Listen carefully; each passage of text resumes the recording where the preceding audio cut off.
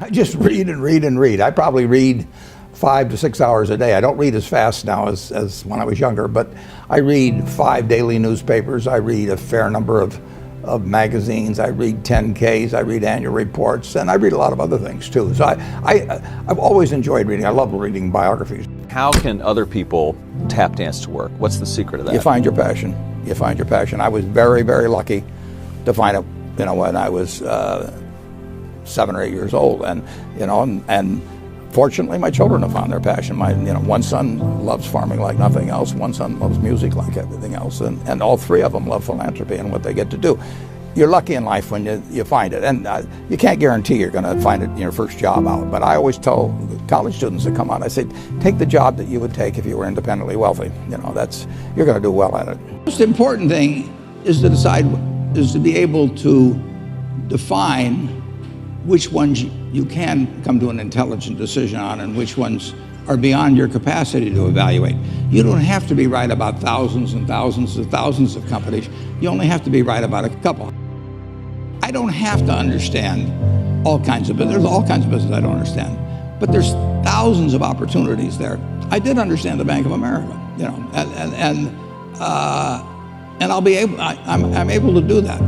If you think you're going to be a lot happier if you've got 2x instead of x, you're probably making a mistake. I mean,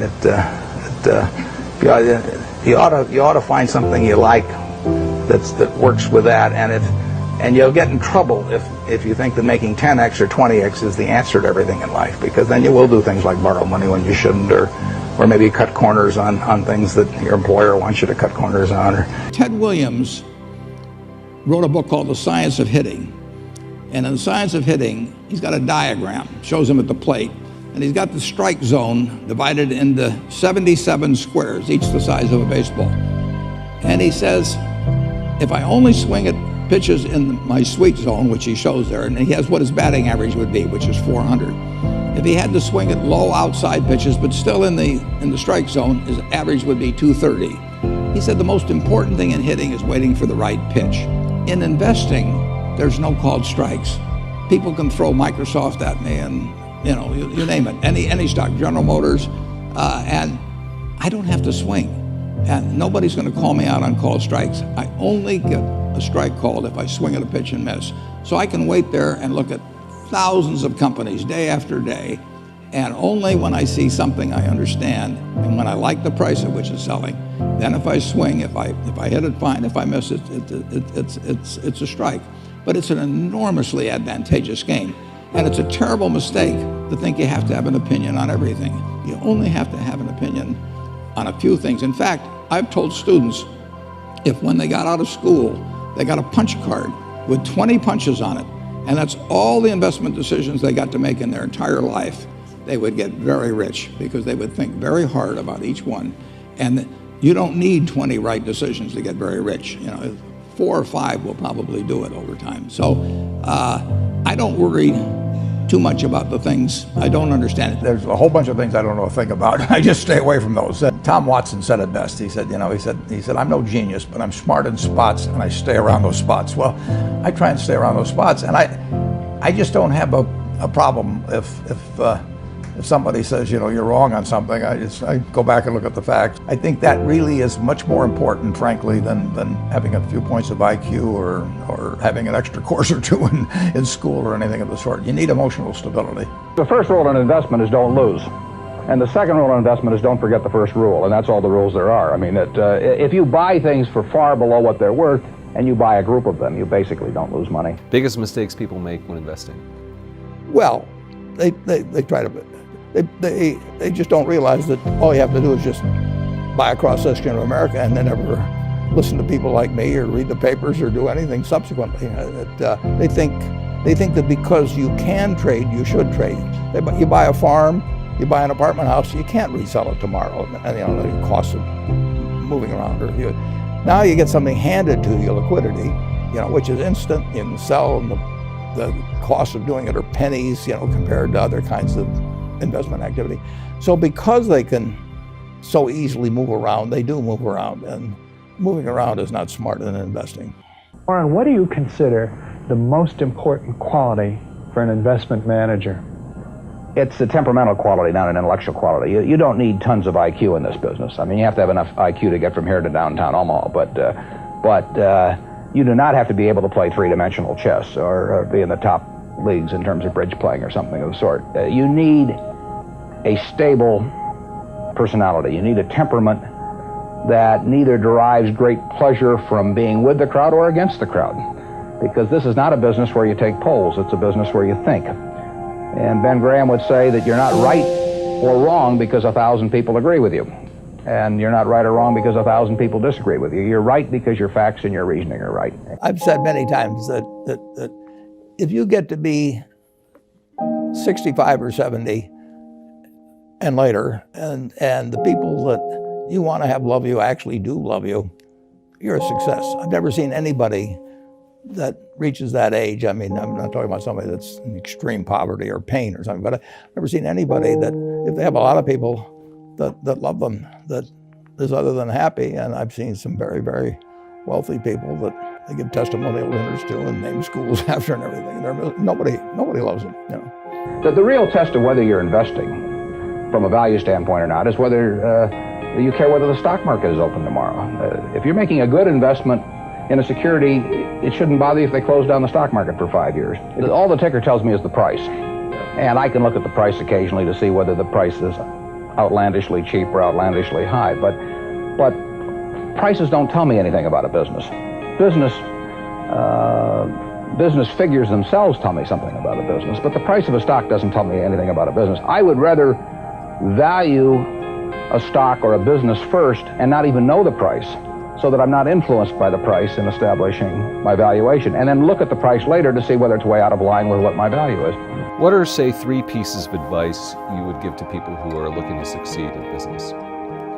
Well, by far the best investment you can make is in yourself. I mean, for example, communication skills. I tell the students that come that they're going to graduate schools and business, and they're learning all these complicated formulas and all that.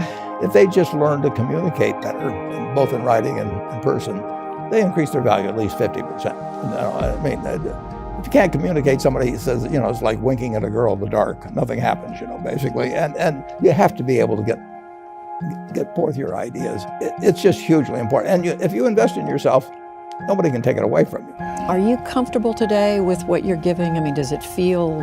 It's exactly what I want to do. Does it feel like the right thing to be doing right now? It's the right thing because it's going to people who believe, as the Gates, for example, that every life is of equal value. I mean, the truth is, I've got a lot of wealth, little pieces of paper, with Berkshire Hathaway on it. They're claim checks on all kinds of goods and services in the world. They can buy anything. I can buy 400-foot yachts and have 20 homes and all that. I wouldn't be happier, but they can buy anything. And once they move into the hands of people who are working like hell on getting something accomplished in areas I want them to, you know, I love the idea of getting them used, and that's what they're doing. 3 things in hiring people: look for integrity, intelligence, and energy. If that person didn't have the first 2, that the latter 2 would kill them. Because if they don't have integrity, you want them dumb and lazy. You don't want them smart and energetic. Well, I think I stay healthy partly by being happy, actually. I think I think it really helps if your stomach isn't grinding all the time and you're doing things you don't want to do, or you're working with people that, you know. So I've gone very light on the diet advice. I eat like a normal 6-year-old, but if you look at the mortality statistics, I mean, 6-year-olds don't die very often. I mean, that diet's doing something for them. If I gave you a car, and it'd be the only car you get the rest of your life, you'd take care of it like you can't believe. Any scratch, you'd fix that moment. You'd read the owner's manual. You'd keep a garage and do all these things. And you get exactly one mind and one body in this world. And you can't start taking care of it when you're 50. By that time, you'll have rusted out if you haven't done anything. So you should really make sure that you just remember that you just got one mind and body to get through life with and to do the most with it. What does make Warren Buffett happy? I just have a lot of fun doing my job. I mean, I can do anything I want, basically, as long as it doesn't involve athletic ability or anything like that. But if it's something I can buy anything, basically. I've been on 400-foot yachts, and I've lived the life a little bit with people that have 10 homes and everything. And I live in the same house I bought in 1958. And if I could spend $100 million on a house and make me a lot happier, I do it. But for me, that's the happiest house in the world. And it's because it's got memories and people come back and all that sort of thing. So I am doing what I love to do with people I love. And it doesn't get any better than that, Judy. But I should be. I mean, why in the hell should I be working at 86 at something that I don't like or with people I don't like? The most important thing is really who you associate with. You want to associate with people that are better than you are. I mean, basically, you'll go in the direction of the people that you associate with. And you want to have the right heroes. You want people, if you want to emulate somebody, you better pick very carefully who you want to emulate.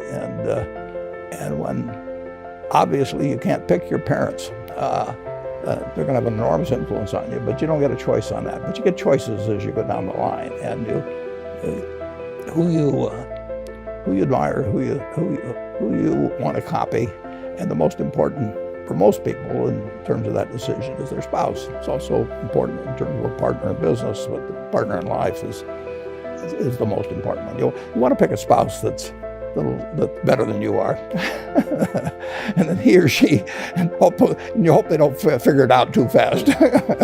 Capitalism's all about somebody coming and trying to take the castle. Now, what you need is a castle that has some durable competitive advantage, some castle that has a moat around it. So what's the secret? The secret is to find what you love to do. I mean, I tell the students, look for the job that you would take if you didn't need a job. I mean, it's that simple. And I was lucky enough to find it very early in life. And then the second thing is to have people around you that make you feel good every day and make you a better person than you otherwise would be. I have more fun doing this than anything else I can think of in the world. And I've seen a lot of other things you could do in the world. If you asked me to trade away a very significant percentage of my net worth, either for some extra years or being able to do during those years what I want to do, I'd do it in a second.